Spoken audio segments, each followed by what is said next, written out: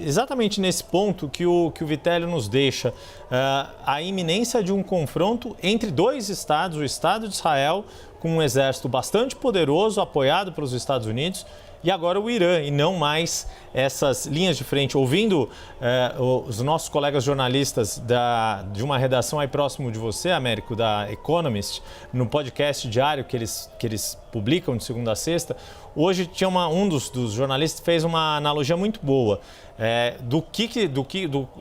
da relação do Irã com essas organizações, como por exemplo o Hezbollah.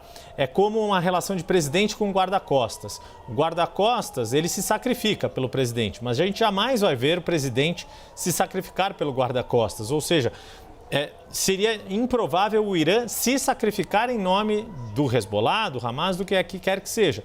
Mas agora o que a gente vê é o Irã tomando a ofensiva direta, como o Vitélio nos trouxe, nos explicou, de uma forma muito mais ostensiva e mais contundente. É impressionante que o sistema antiaéreo de Israel, nesta outra camada que o Vitélio nos relatou, tenha dado conta de interceptar mísseis supersônicos.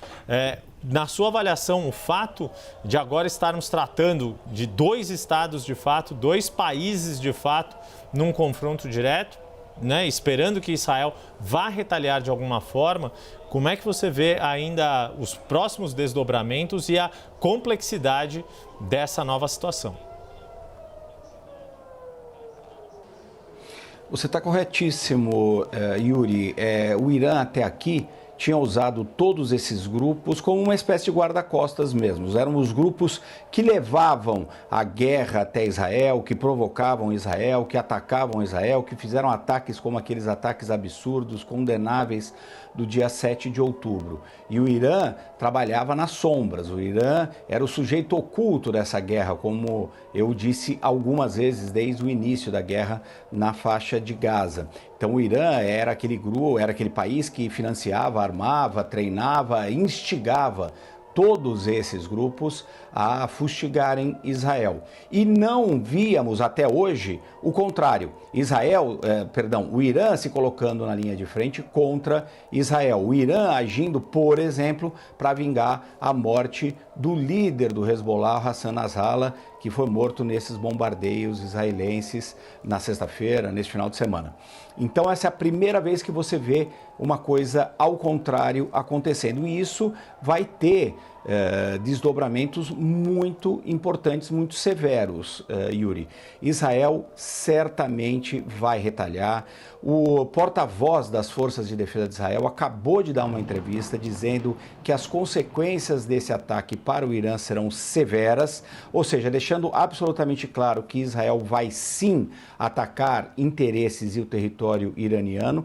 Ele, obviamente, não disse como e nem quando esses ataques poderiam ser feitos, mas existem muitos alvos possíveis para Israel atacar.